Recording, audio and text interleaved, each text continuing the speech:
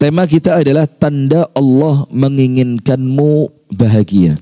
Jadi kalau kita berbicara tentang hadis, itu minimal ada 2 hadis. Minimal. Kalau kita teliti secara mudah saja, tidak perlu terlalu jelimet. Jelimet itu apa? Tidak ruwet. Jadi pokok Anda buka, Anda baca, Anda ngerti artinya, dapat itu. Yang pertama, dari hadis yang sahih, man yuridillahu bihi khairan yufaqihhu fiddin. Barang siapa yang Allah menginginkan kebaikan untuknya, untuk seseorang yang Allah inginkan kebaikannya tadi, apa yang akan Allah hantarkan kepadanya?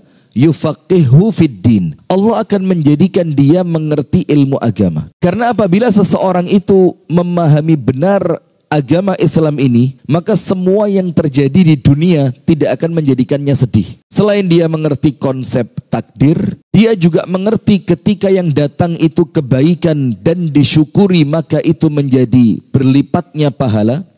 Dan ketika yang datang itu adalah suatu musibah, maka dia ngerti bagaimana caranya bersabar, dan musibah kalau disabari, selain dia menjadi ringan, dia pun menjadi ladang pahala. Itu hadis yang pertama. Man yuridillahu bihi khairan yufaqihhu fiddin. Orang yang mengerti agama, kayanya baik, kaya baik. Kalaupun Allah takdirkan miskin, tidak jadi masalah. Kalau Allah takdirkan dia memiliki jabatan dan kedudukan, insya Allah amanah. Tapi kalau Allah takdirkan dia menjadi rakyat biasa, ada yang dipanggil Pak Prabowo kemarin? Ada yang dipanggil? Tidak ada. Tidak ada ya, perwakilan Masjid Al-Falah tidak ada. Ya Allah, nanti saya ngomong Pak Prabowo, saya telepon nanti ya. Masa Al-Falah tidak ada perwakilan sama sekali? Tidak ada. Masya Allah. Coba saya tahu dari kemarin, saya telepon itu siapa? Nggak tahu saya mau telepon siapa juga. Kalaupun dia Allah takdirkan menjadi rakyat biasa, tidak jadi masalah. Dia ngerti bagaimana menjadi rakyat yang baik. Sam'an wa ta'atan. Senantiasa memberikan kontribusi yang positif. Itu kalau ngerti ilmu. Nah, dalam keadaan kita punya banyak contoh, tidak usah dari saya. Antum semua bayangin saja, nanti ketemu itu. Orang-orang yang merasa kekayaannya mendatangkan kebahagiaan, dalam keadaan orangnya tidak ngerti ilmu. Maka kami punya satu makalah baik. Makalah itu ya kata-kata hikmah lah ya. Orang sekarang bilangnya quotes. Itu yang saya ambil dari paman saya waktu di Jakarta dulu. Paman saya ngelihat satu orang itu mau berhentiin taksi di Jakarta. Tapi taksi itu di seberang jalan. Padahal kalau diberhentiin aja, itu taksi bisa putar balik mendatangi Anda. Tapi itu orang dengan susah payahnya, dengan penuhnya jalanan di Jakarta, dia berusaha nyebrang, dibel sama motor, dibel sama mobil, dia panik. Terus ketika paman saya lihat kejadian itu, dia bilang apa? Rifki, pinter dulu baru kaya. Karena banyak orang sekarang kaya itu nasib aja. Nasib, dia dapat proyek apa, dia nggak sengaja tiba-tiba jadi orang. Akhirnya kekayaan itu tidak menjadikan derajatnya dia naik, tidak pula meningkatkan kebahagiaannya dia. Yo, kebetulan kaya. Itu kalau bahasa mereka. Kalau bahasa kita, Allah takdirkan dia kaya. Tapi kalau tidak punya ilmu, berapa banyak orang kaya yang rumahnya berantakan, rumah tangganya berantakan. Ada apa enggak? Enggak ada ya? Ada. Orang kaya rumah tangganya apa? Berantakan. Istrinya kemana, suami kemana, anak di mana? Karena apa? Karena ternyata memang kalau kita pelajari, bukan itu tempatnya kebaikan. Walaupun orang kaya baik, ya enggak sedikit, banyak juga. Tapi bukan karena kayanya, tapi karena ilmu dan ibadahnya. Didukung dengan kekayaan. Kemudian tidak pula dengan jabatan ataupun yang lain. Karena memang intinya disebutkan ketika Allah menginginkan seorang hamba itu mendapatkan kebaikan, kuncinya ilmu. Maka sampai ibunda Al-Imam Asy-Syafi'i, itu ketika Imam Syafi'i pergi mencari ilmu dari Palestina, maka Palestina ini tetap tidak bisa dilupain. Tidak bisa. Cuma sayangnya di antara kita ini sudah mulai jenuh. Nyumbangnya berhenti, doanya juga berhenti, boikot saja, boikot yang kita punya banyak alternatif produk. Itu pun udah mulai, ngapain sih boikot? Tapi kalau alhamdulillah, kalau di tempat kami, jujur ya, di tempat kami, di Jawa Timur secara keseluruhan, itu efek boikot masih luar biasa. Saya beberapa kali jalan-jalan sama beberapa teman, itu kita lihat gerai-gerai yang menjadi objek boikot, itu tetap sepi.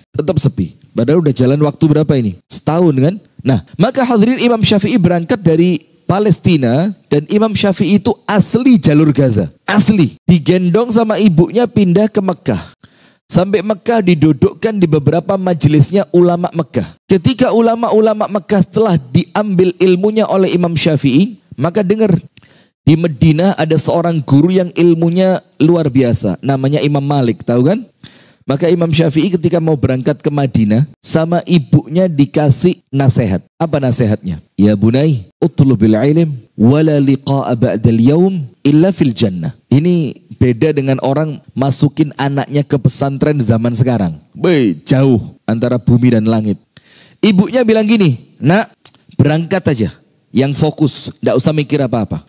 Saya tidak berharap pertemuan denganmu setelah hari ini, kecuali nanti di surga. Padahal usianya baru berapa, itu masih belasan itu. Saya tidak berharap pertemuan denganmu setelah hari ini, kecuali di mana? Di surga. Berangkatlah itu Imam Syafi'i. Sebelum dia berangkat sama ibunya ditambah satu. Apa tambahannya? Wa in raja'ta fala tarji' illa bil ilm. Kalaupun kamu ditakdirkan oleh Allah untuk pulang, maka jangan sampai kamu pulang kecuali yang kamu bawa adalah ilmu. Sudah. Singkat cerita berangkat ke Madinah, mengambil ilmu dari Imam Malik bin Anas, alimu al-Madinah fi zamanihi. Oleh Imam Malik dikirim ke Rabi'atul Ra'i Ibn al-Farrukh. Ini seorang ulama yang ditinggal bapaknya 23 tahun. Mulai di kandungan ibunya bapaknya berangkat jihad.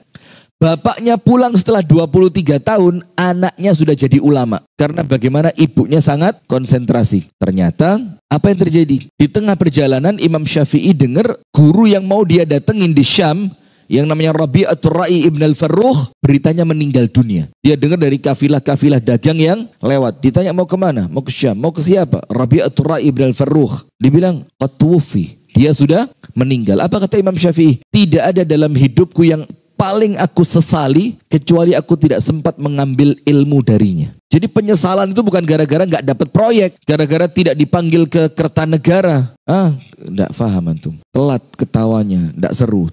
Tapi kemudian penyesalan itu adalah ketika datang seorang guru membawa ilmu tapi tidak sempat kita ambil ilmunya. Tahu Imam Ahmad bin Hanbal ketika usianya sudah tua, itu tidak ada pakaian Imam Ahmad yang bersih, tidak ada. Bukan kemudian Imam Ahmad kotor, ya enggak. Tapi apa? Hampir semua pakaiannya Imam Ahmad itu ada bercak noda tinta. Karena dia tidak peduli. Yang penting ilmu dapat. Suatu hari ada seorang ahli hadis datang ke tempatnya Imam Ahmad. Dan Imam Ahmad dengernya terlambat. Apa yang terjadi? Ini ahli hadis akan segera pergi. Padahal di waktu tersebut Imam Ahmad sudah ahli hadis yang terkemuka. Tapi tidak menghalangi dia untuk cari ilmu. Diangkat ujung gamisnya sampai batas pinggul. Dipegang sendalnya dengan tangan kiri. Maka Imam Ahmad langsung lari. Gak mau ketinggalan itu ahli hadis karena dia mau segera pulang. Qadarullah ketika Imam Ahmad lari bertepatan dengan anak kecil yang sedang main-main. Temennya Imam Ahmad lihat, ya Allah, udah tua masih main sama anak kecil. Kok larinya bareng? Ditanya sama muridnya, ila aina ya Aba Abdillah ma'as sibyan? Abu Abdillah, sama anak-anak kecil ini kamu mau kemana? Terus ditanya, wa ila mata hakadha? Sampai kapan kamu mau seperti ini terus? Imam Ahmad lihat, dia lagi. Antum tahu enggak dalam hidup ini, kadang-kadang yang ngerecokin hidup kita, orangnya yo itu aja. Iya benda, di keluarga yo itu aja. Di masjid orangnya, masjid juga ya. Di masjid orangnya juga itu aja. Di masyarakat juga. Jadi memang sengaja Allah datangkan mereka sebagai ujian. Maka Imam Ahmad lihat, ila mata, mau sampai kapan katanya? Apa kata Imam Ahmad? Ilal maut, sampai mati. Sampai kapan? Sampai mati. Maka ada satu makalah keren dari Imam Ahmad. Apa itu? Ma'al mihbarati ilal maqbarati. Ma'al mihbarah itu kalau zaman kita pena ya. Tapi kalau zaman dulu membawa tempat tinta. Ma'al mihbarah, yang itu bikin pakaiannya apa? Kotor dengan tinta. Sampai kapan bawa tempat tinta itu? Ilal maqbarati, sampai saya masuk ke kuburan. Sudah? Maka Al-Imam Syafi'i saat itu langsung singkat cerita pindah ke Irak. Maka Imam Syafi'i itu punya dua pendapat kan. Ada pendapat lama, ada pendapat baru. Al-qaulul qadim wal qaulul jadid. Fatwa lama dan fatwa baru. Bukan sekedar karena pindah tempat fatwanya berubah. Bukan sekedar itu. Kalau kita pelajari dengan teliti, perbedaan fatwa itu justru lebih condong karena ilmu. Karena apa? Ilmu. Imam Syafi'i mulai menggali ilmu-ilmu yang sebelumnya belum dia dapatkan, akhirnya muncullah fatwa baru itu. Sudah, setelah lama tidak pulang ke kota Mekah, suatu hari setelah Imam Syafi'i di Irak tadi, ada rombongan jamaah haji dari Irak yang ke Mekah. Tidak jarang rombongan itu mengadakan majelis ilmu di Masjidil Haram. Ibunya Imam Syafi'i dengar ada rombongan haji dari Irak yang ibunya tahu anaknya sedang di sana. Itu orang-orang Irak itu cerita, qala imamuna wa syaikhuna wa muallimuna Muhammad ibn Idris Asy-Syafi'i Al-Makki. Guru kami, imam kami mengatakan yang namanya Muhammad ibnu Idris Asy-Syafi'i. Ibunya dengar, kok kayak nama anak saya ini? Diulang lagi sama orang Irak tadi, rombongan orang Irak. Dikatakan oleh guru kami Muhammad ibnu Idris Asy-Syafi'i. Muhammad ibnu Idris, terus terulang. Sampai setelah majelis itu selesai, itu ibunya mendatangi guru di majelis tadi. Kamu tadi bilang Muhammad ibnu Idris Asy-Syafi'i. Dibilang siapa dia? Oh, itu guru kami. Dia itu lahirnya di Gaza, dipindah sama ibunya ke Mekah, dia cari ilmu ke Madinah, dan akhirnya dia memutuskan untuk tinggal di negara kami, Irak. Kata ibunya, itu anak saya. Ah, yang benar. Ini orang sampai apa ya, sampai gak percaya. Masa kamu ibunya itu? Dan ini pernah kejadian sama saya. Ya bukan saya kemudian kayak Imam Syafi'i, ya jauh. Tapi maksudnya kisahnya itu mirip. Suatu hari umi saya dapat kiriman video pendek dari Belanda. Dari Belanda, dikirimkan ke Indonesia. Pas umi saya ada acara kajian keluarga, ada satu orang yang punya kerabat di Belanda ngomong, Kak, iki lho Kak, aku oleh kiriman video tekok Belanda Kak. Ngerti bahasa Inggris ya? Kak, ini saya dapat kiriman video dari Belanda. Wih, ustadznya Kak, Masya Allah katanya. Ini tinggalnya di Jakarta sana Kak katanya. Sok tahu banget kan? Maka orang itu kalau nggak tahu mendingan diem daripada malu. Serius nih, mendingan apa? Diem daripada malu. Ini tinggalnya di Jakarta ini Kak. Terus umi saya lihat videonya. Lah ini kan anak saya. Itu orang bilang apa? Ya nggak mungkin tak Kak katanya. Nggak mungkin, ini tinggalnya di Jakarta. Sampai seperti itu. Jadi artinya subhanallah orang itu akan lebih bagus kalau dia diem ketika tidak tahu daripada kemudian kelihatan sok tahu tapi dengan gayanya yang sok tahu ternyata salah, keliru. Ini malunya minta ampun. Mendingan apa? Diem. Nah sudah, maka ibunya bilang itu anak saya. Setelah dikonfirmasi ternyata betul, maka ibundanya Imam Syafi'i ngasih pesan. Ya sudahlah, kalau kalian pulang, bilang sama anak saya disuruh pulang ke Mekah. Qad tala safaru. Safarnya dia sudah terlalu panjang. Maka saya bilang aja ibunya minta dia pulang. Setelah rombongan haji ini balik ke Irak, diceritakan kepada Imam Syafi'i ketemu sama ibunya. Ibunya pesan dia disuruh pulang. Maka Imam Syafi'i mengumumkan, sudah ya murid-murid, ini waktu perpisahan kita. Insya Allah bulan depan saya akan pulang. Jadi kan orang zaman dulu tidak seperti kita Pak. Pengen pulang pesen tiket jalan. Orang zaman dulu itu perlu menyiapkan kendaraannya, menyiapkan nanti bekal makanannya yang tidak rusak ketika di jalan. Sehingga makan waktu yang cukup panjang. Setelah 1 bulan, murid-murid Imam Syafi'i itu panik. Ini guru kita mau pulang. Tidak mungkin kita biarin dia. Kita ada yang mengumpulkan makanan, ada yang mengumpulkan harta, ada yang mengumpulkan perhiasan, lengkap. Sampai ketika waktu kepulangan Imam Syafi'i, itu Imam Syafi'i pulang ke Mekah kayak kafilah dagang. Untanya sekian, kudanya sekian, kainnya sekian. Luar biasa. Sudah Imam Syafi'i karena tidak minta-minta, dibawalah itu. Bawa rombongan Imam Syafi'i. Sampai di kota Mekah, ya tentu ceritanya tidak seringan itu ya. Tapi kan kita mempersingkat aja. Sampai di kota Mekah, muridnya disuruh turun. Murid cari rumah ibu saya, bilang anaknya izin untuk masuk ke kota Mekah. Tidak seperti anak sekarang, pulang setelah merantau 5 tahun ibunya diprank. Ibunya lagi cuci piring, tiba-tiba dia di belakangnya, dikerjain pakai masker segala macam. Inilah haula wala quwata. Sejak kapan cerita ibu diprank itu sejak kapan? Ini kan namanya anak teladan ini ya. Ini anak soleh yang luar biasa solehnya. Ini masuk surganya ini nanti tanpa hisab, tanpa azab ini. Yang suka ngeprank ibunya itu. Prank. Ini ibunya seneng, kaget, malah mati. La haula wala quwata illa billah. Sudah. Ketika itu murid ketemu rumahnya ibunda Imam Syafi'i. Sama ibunya ditanya. Wa ma ma'ahu. Anak saya pulang. Dia minta izin untuk masuk. Siap. Terus ibunya tanya. Wa ma ma'ahu. dia bawa apa? Ini si murid tidak tahu ini. Dikira muridnya, kalau si anak datang ke depan ibunya hartanya banyak, ibunya bakal apa? Anakku betul itu.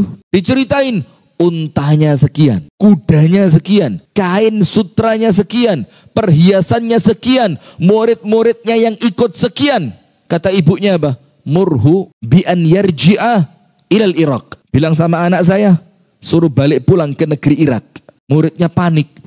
Ini perasaan dulu dia yang nyuruh pulang. Setelah itu anak pulang, kenapa sekarang disuruh balik? Sudah, balik dia ke Imam Syafi'i. Saya kok nggak ngerti sama ibu Anda ya. Kenapa? Dia nyuruh Anda pulang, sekarang Anda minta izin untuk masuk, tinggal deket aja. Ternyata Anda disuruh balik ke Irak. Imam Syafi'i tahu, pasti ada yang salah ini. Tadi ibu saya tanya sama kamu apa? Dia bawa apa? Jawabanmu apa? Yo saya jawab semua ini. Saya sebutkan satu persatu.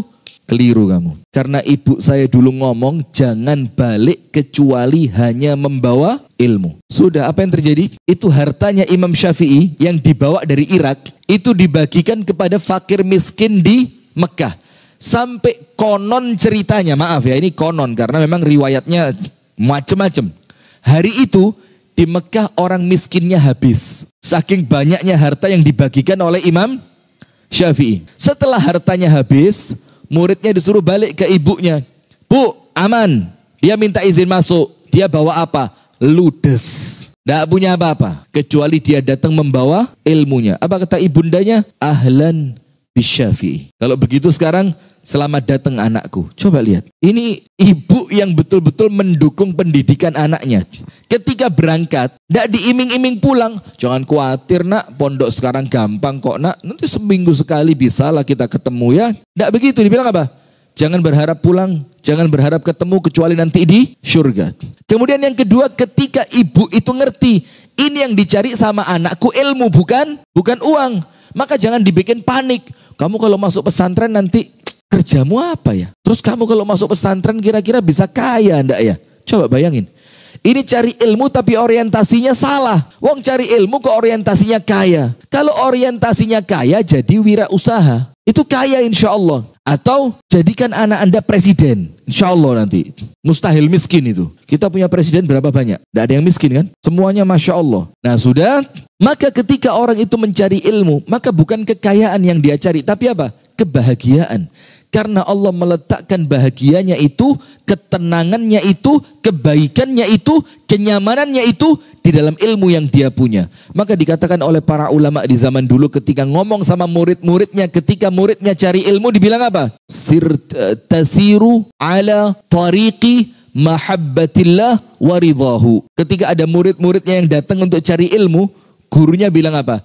Kamu sedang berjalan di suatu jalan yang akan mengantarkanmu pada kecintaan Allah dan keridhoannya Allah. Jadi kalau cinta dan ridhonya Allah sudah didapatkan, dunia itu kayaknya bukan sesuatu yang penting lagi. Karena dia telah mendapatkan apa? Cinta dan ridho dari Allah. Itu hadis yang pertama. Man yuridillahu bihi khairan yufaqihu fiddin. Kalau ngerti ilmu agama, apapun yang terjadi mudah. Kaya baik, miskin baik. Maka itulah kenapa pendidikan Islam ini jamaah, ini perlu kita koreksi bersama ya. Karena ini tugas kita. Karena nanti yang bakal dididik siapa? Yo anak kita, cucu kita kan begitu.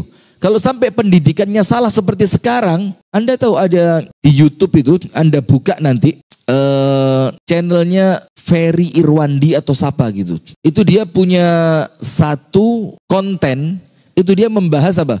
Kegagalan pendidikan di Indonesia. Baru belum lama, sekitar sebulan yang lalu. Dia keliling ke beberapa sekolah, ada anak SMA yang SMA belum bisa baca. Antum bisa masuk akal enggak anak SMA enggak bisa baca itu? Lulusnya pakai apa? Ada anak sekolah ditanya sesuatu yang sangat prinsip, zaman belum pindah. Ibu kota negara di mana?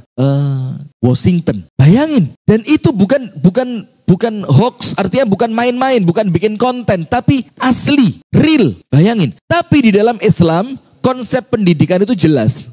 Arahnya kemana? Cuma satu. Jadi murid itu ngerti fokus saya mau kemana. Apa konsep pendidikan Islam? Goalnya apa? Mencetak anak soleh. Selesai. Anak kita itu Pak, kalau soleh, apapun yang terjadi pasti baik. Bener apa enggak? Yang penting anak itu menjadi anak yang soleh. Dia mau kerja di sini baik, kerja di situ baik, dia mau punya istri ini baik, dia mau punya istri itu baik, dia macam-macam. Pokok hatinya soleh, selesai urusan.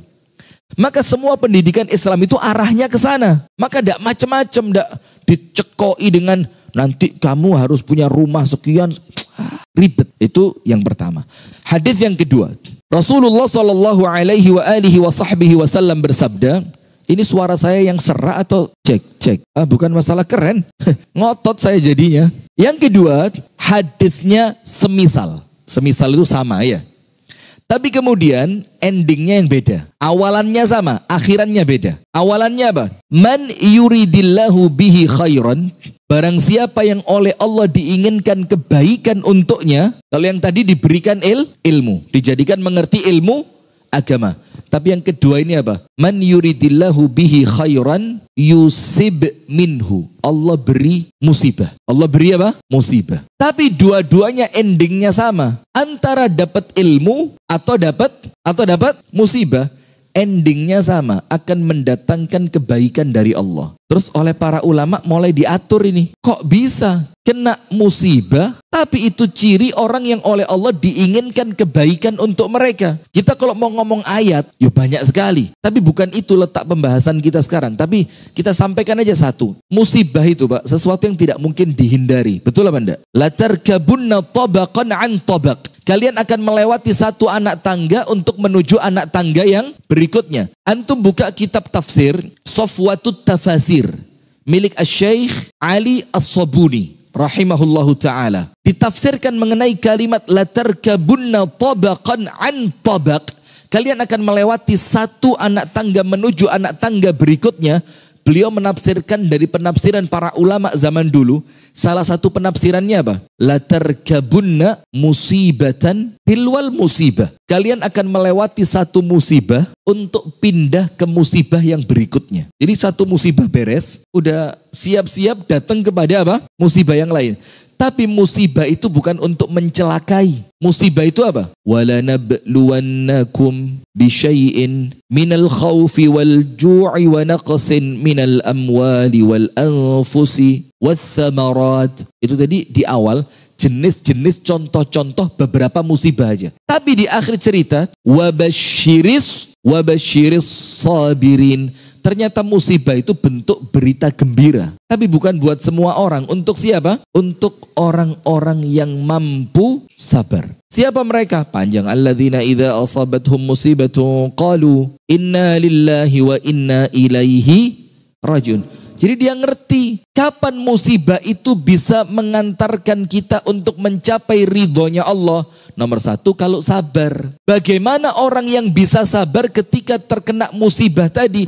Adalah orang yang ngerti tentang konsep inna lillah. Kita ini milik siapa? Allah. Dan pengertiannya jamaah, bukan cuma kita yang milik Allah, tapi apapun yang bersama kita itu milik siapa? Rumah Anda punya siapa? Kalau sama Allah diambil bagaimana? Ya terserah Allah. Lawang ini milik Allah. Pasangan hidup suami atau istri milik siapa? Kalau sama Allah diambil bagaimana? Terserah Allah. Memang milik Allah.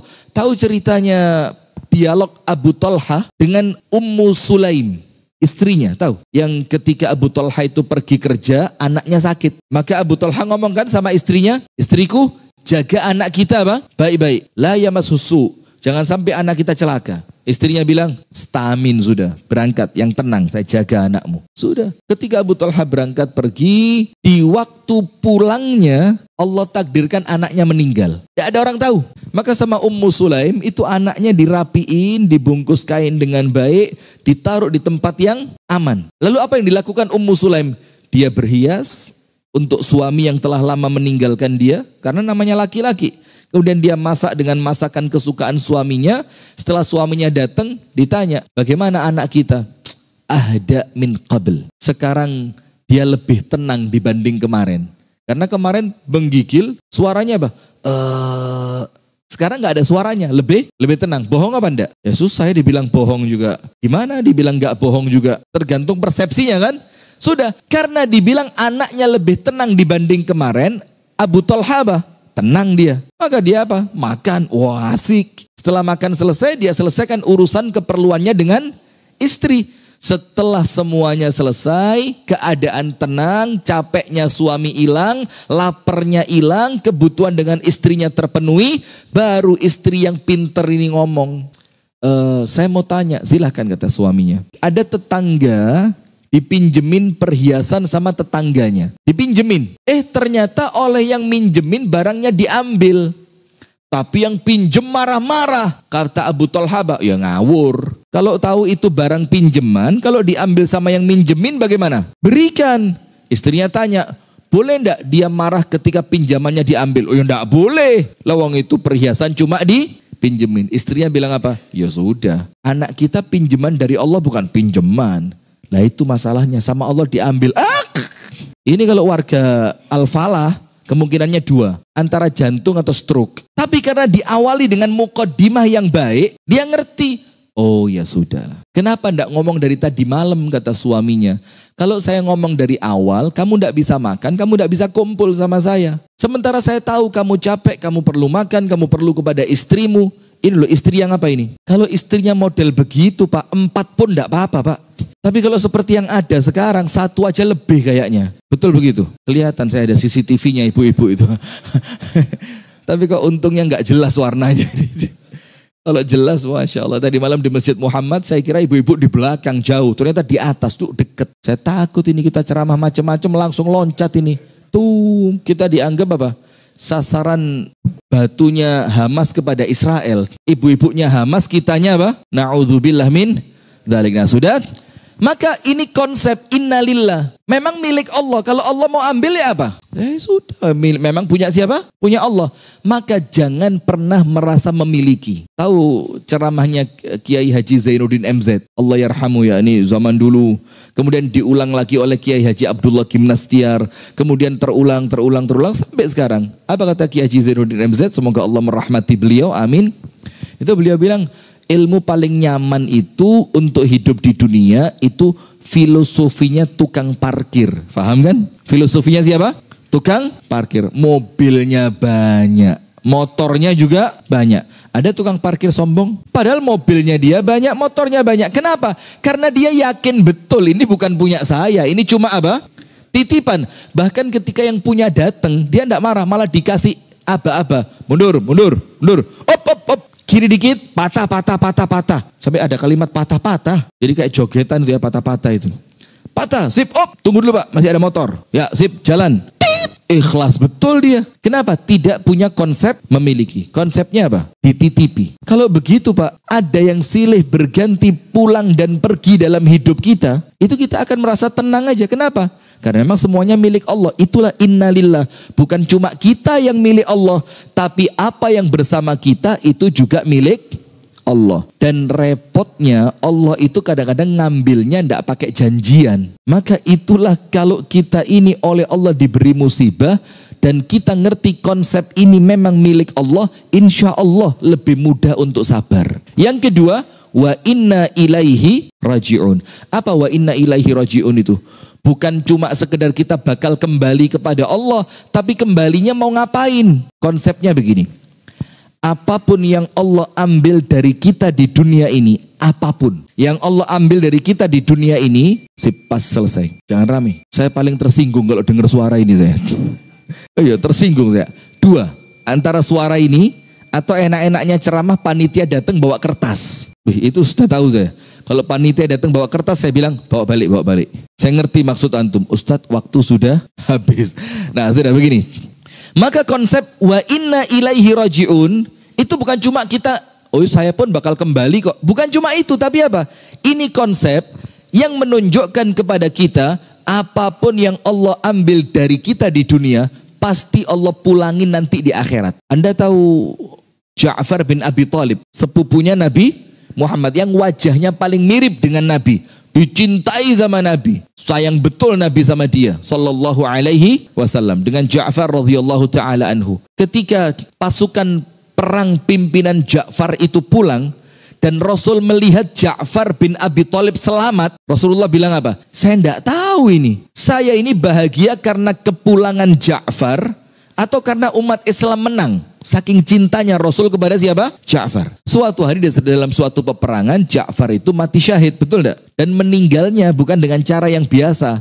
Itu semua bagian tubuhnya terputus. Salah satu yang kelihatan apa? Tangannya itu habis sampai batas bahu. Kanan dan kiri. Ketika Rasulullah lihat, Rasulullah bilang apa? Ini tangannya hilang, di dunia hilang. Rasul bilang, Innallaha abdala li Ja'farin bijanahaini fil jannati yatiru bihima haitsu sya. Allah gantikan kedua tangan Ja'far yang putus ini, Allah ganti dengan dua sayap di surga yang dia boleh terbang kemanapun dengan dua sayap itu di surga sana. Jadi apa yang Allah ambil di dunia bakal Allah pulangin di mana? Di surga. Kemudian orang yang Allah uji dengan buta kedua matanya, kalau dia sabar Allah ganti dengan apa? Surga. Jadi konsepnya begitu. Sehingga ketika kita tahu oleh Allah diambil terlebih dahulu sebelum kita, maka kalau nanti kita pulang kita bakal minta balik sama Allah. Sehingga konsep wa inna ilaihi raji'un itu konsepnya apa? Ya Allah, waktunya saya minta kembali apa yang telah engkau ambil sebelumnya. Maka pulang kepada Allah itu tenang. Kenapa? Karena pulang dalam keadaan dia tahu sudah ditunggu oleh pahala. Karena kita tahu yang diambil berangkatnya ke sana, yang menyusul bakal juga ke sana, sehingga akan ketemu di sana. Nah, itulah konsep wa inna ilaihi rajiun. Maka kalimat apabila Allah menginginkan kebaikan untuk seorang manusia, maka Allah akan datangkan musibah kepadanya, yaitu karena musibah ini kalau kita ngerti itu bentuk cintanya Allah. Kalau kita faham bagaimana ilmunya, musibah itu tidak akan menakutkan untuk kita. Walaupun, maaf, yo jangan nantang. Musibah kok nggak datang-datang ya? Udah sebulan nggak dapat musibah ini, ya nggak boleh juga. Karena Rasulullah mengajarkan, idza sa'altumullah fas'alullah al-afiyah. Kalau minta kepada Allah, jangan minta yang jelek-jelek. Mintanya apa? Sehat, wal-afiyat, tidak ada masalah, tidak ada musibah, ibadah baik, meninggal husnul khatimah. Itu yang kita minta. Jangan sampai, oh kalau perlu musibahnya langsung 24 ya Allah. Jangan satu, nanggung. Loh, tidak boleh. Ada seorang sahabat mau meninggal, dikunjungi sama Nabi Muhammad. Ketika Nabi Muhammad mengunjungi, sahabat ini bilang apa? Ya Allah, kalau saya ada dosa-dosa yang ketinggalan di dunia belum engkau ampuni, timpakan semua itu sekarang ketika sakaratul maut, supaya nanti kalau saya meninggal selesai urusan dosa itu. Apa kata Rasulullah? Wallahi la tutiquh. Demi Allah, kalau Allah kasih semuanya sekarang, kamu tidak akan kuat. Jadi tidak boleh minta jelek di dunia, itu tidak boleh. Terus Rasulullah bilang apa? Wa idza sa'altumullah fas'alullah al-afiyah. Kamu kalau mau minta sama Allah, kalau masih bisa berdoa, doanya yang apa? Yang baik-baik saja. Tahu Nabi Yusuf? Anda buka sebagian kitab tafsir. Ketika Nabi Yusuf mengatakan, Rabbis sijnu ahabbu ilai, mimma yad'unani ilai. Ya Allah, masuk penjara lebih saya suka. Lebih saya suka dibanding ngikutin kemauan perempuan itu. Maka karena Nabi Yusuf dari awal ngomong penjara lebih saya suka, masuk mana? Penjara. Dikatakan, walau sa'alallah al-afiyah la'afahu. Kalau Nabi Yusuf itu mintanya selamat, maka Allah akan selamatkan dia. Itu loh faktor lisan ini juga apa? Harus hati-hati. Nah, maka jamaah sekalian, perhatikan dua perkara ini. Kalau Allah menginginkan kebaikan kita dengan ilmu, ternyata kita tidak berilmu, maka Allah akan datangkan kebaikan itu lewat musibah. Maka daripada milih baik dengan musibah, mendingan kita memilih datangnya kebaikan lewat ilmu. Maka pilihannya cuma dua ini. Maka Imam Syafi'i mengatakan apa? Kalau tidak sabar dengan capeknya menuntut ilmu, kamu harus sabar dengan pahitnya kebodohan sepanjang umurmu. Maka pilihannya cuma dua. Sabar dengan beratnya ilmu, atau harus sabar merasakan pahitnya kebodohan. Maka saya ingat betul nasihat dari Kiai Haji Abdullah Sahal, Gontor. Jadi istri saya itu lulusan Gontor. Dan Kiai Haji Abdullah Sahal itu kalau ngomong sama murid-muridnya itu kayak seorang bapak ngasih tahu anaknya. Percis seorang bapak ngasih tahu anaknya. Salah satu yang beliau bilang apa? Nak, mendingan nangis sekarang daripada nangisnya nanti. Mendingan pisah dengan orang tuamu sementara sekarang daripada pisah dengan orang tuamu yang tidak bisa kembali lagi nanti. Maksudnya apa? Mendingan capek cari ilmu dulu sekarang, tapi ke depannya kamu bakal bahagia. Mendingan ngelihat anakmu nangis sekarang daripada anakmu bikin kamu nangis di waktu yang akan datang. Karena tidak punya ilmu, tidak punya adab, tidak punya akhlak. Maka perpisahan sementara untuk ilmu itu tidak jadi masalah. Yang penting nanti kumpulnya selamanya di surga. Amin ya rabbal alamin. Baik jamaah sekalian. Padahal materi saya aslinya bukan itu tadi, tapi tidak tahu kok ke situ, tidak gimana, tidak paham. Tapi mudah-mudahan manfaat ya. Semoga ada manfaatnya, dan kurang lebihnya saya mohon maaf apabila ada kalimat-kalimat yang kurang berkenan, apabila ada ucapan-ucapan yang tidak sopan, atau ada mungkin candaan-candaan yang keterlaluan, mohon dibukakan pintu maaf yang sebesar-besarnya. Barakallahu fikum. Kita tutup dengan doa kafaratul majlis. Subhanakallahumma wa bihamdika ashhadu an la ilaha illa anta astaghfiruka wa atubu ilaik. Kurang dan lebihnya mohon maaf. Assalamualaikum warahmatullahi wabarakatuh.